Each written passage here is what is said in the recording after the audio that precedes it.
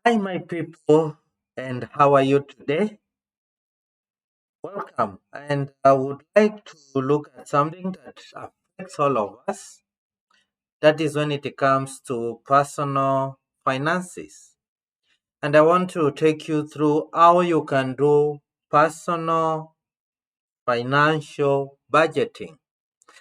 I'll get an hypothetical example, assuming that you earn an average of 80,000 Kenya shillings as indicated here. That is your net income.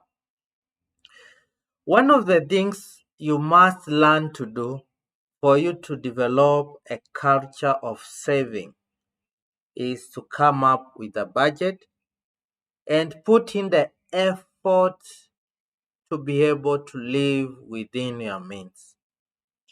An hypothetical one where you have a house rent that should not take more than 20% of your income. And 20% of 80,000 is 16,000. So I'm assuming you're living in a house of 15,000. You have food expenses of another 18,000. You have savings. That is a must. Yes, if you are to do 20%, it will be 16,000, but I'll put it at 12,000. You put in transport costs, electricity costs, water, phone expenses. You have some money in your pocket. You have also contingencies that will cater for things like clothes and social events. Then you have maybe you have a loan, and that exactly comes to 80,000. Now, what do we do with our savings? You can be a member of a circle.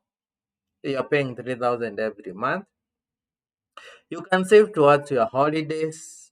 You can save towards the children's school fees if you have some. You can save towards an investment that you want to do. All this can be done by your savings. And you can say I've tried to allocate the 12,000 that you have put aside for your savings so that you can be able to invest them. And one of the ways of doing this or putting this money aside is you can have a unit trust. That is something I'll be discussing about in the future. So that you put your money there and mentally back at home, somewhere in your notebook or in a computer, you can indicate that out of these 12,000 or 8,000 or 9,000 that I'm saving, a certain amount will be going towards my investment. Like now, when you look at the total, you have 12,000 for unit trust and 3,000 for the circle.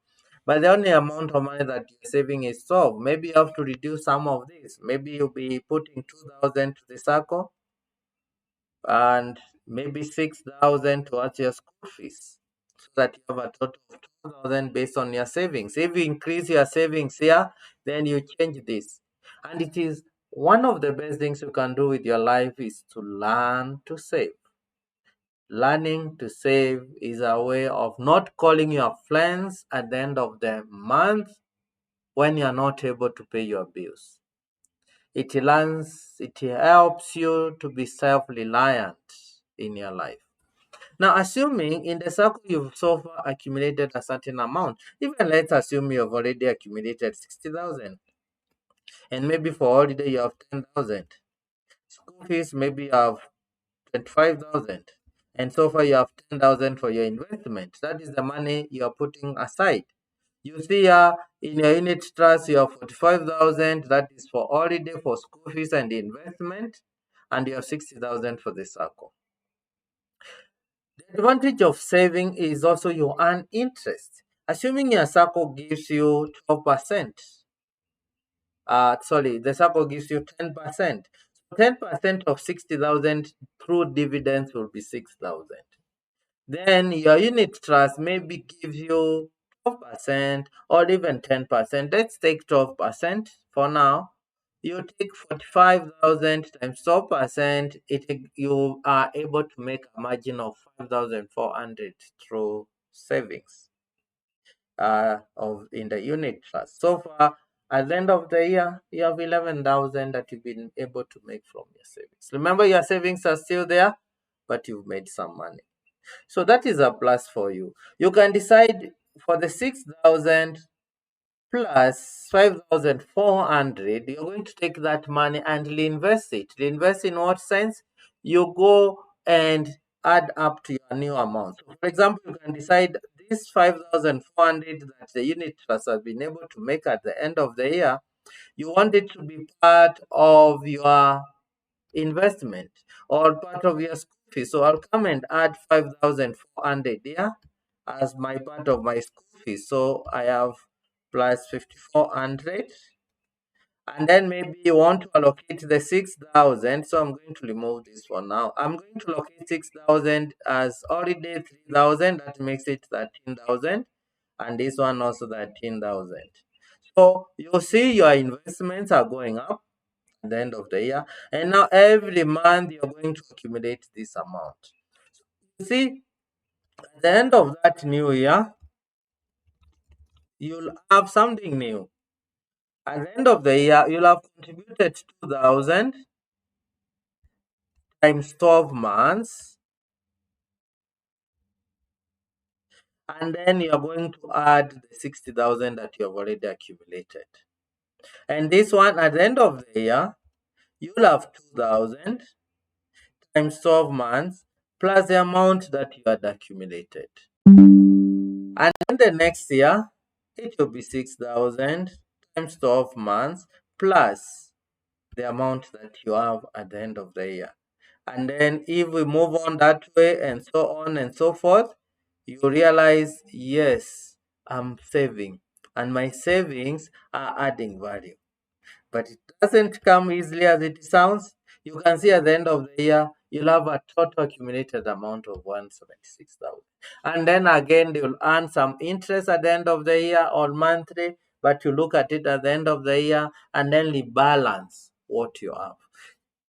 Stick to this. It might be very painful, but at the end of the day, it is one of the most rewarding experiences you have. This is how I do my work. This is how I put up my finances. Yes, I could have more than one source of income that gives me an advantage, but I make sure when school comes to opening day, I don't start calling my friends. I don't go to banks to get loans. I go to my unit trust account. I request my fund manager to send me the money and I'm able to pay my school fees. And things just flows. But there need of discipline from the word go. You never have enough. Even if you're being paid 100,000, you still find you have a shortage. So develop the culture of saving irrespective of what. And whatever you save in, you'll always earn some interest.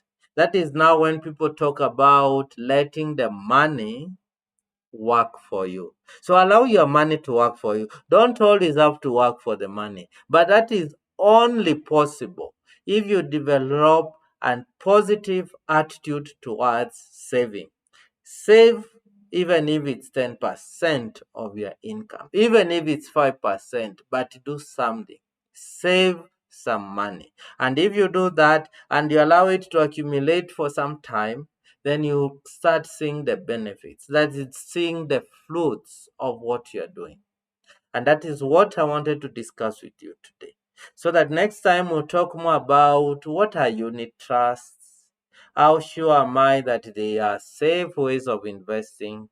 Should I save in a circle? Should I put my money in a unit trust? Should I put my money in the insurance company to buy an insurance product?